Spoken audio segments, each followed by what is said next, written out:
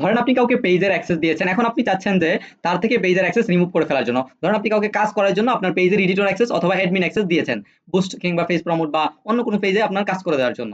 So অথবা আপনার কোনো বন্ধুকে অ্যাক্সেস দিয়েছেন, এটা থেকে কিভাবে তাকে রিমুভ করবেন, আপনার পেজ থেকে অ্যাক্সেস থেকে রিমুভ করবেন কিভাবে, সেইটাই আজকের ভিডিওতে দেখাবো।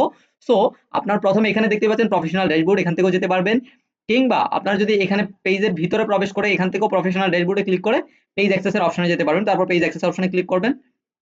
ক্লিক করার পর এবার আপনাদের সামনে এরকম একটা ইন্টারফেস শো করবে, যেখান থেকে আপনারা পেজের অ্যাক্সেস গুলো দিয়ে থাকেন।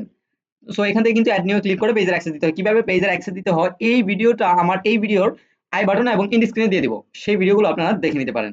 সো আজকে দেখাবো শুধু পেজের অ্যাক্সেস রিমুভ করুন। সো আমার এই যে পেজের অ্যাক্সেসটা আমার এই আইডিতেও কিন্তু দেয়া আছে পেজের অ্যাক্সেস। সো আমি এখান থেকে আমার অ্যাক্সেসটা রিমুভ করে ফেলবো। ঠিক আছে, আমার এই আইডি থেকে অ্যাক্সেসটা রিমুভ করে ফেলবো। সো রিমুভ অ্যাক্সেসে ক্লিক করে দেন হচ্ছে এখানে পাসওয়ার্ড দিতে হবে।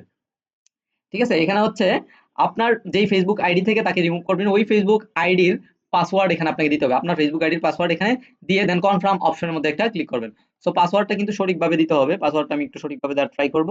এরপরে কনফার্ম অপশনে ক্লিক করব। সো বন্ধুরা দেখতে পাচ্ছেন আমাদের এটা কাজটা কিন্তু কমপ্লিটলি হয়ে গেছে।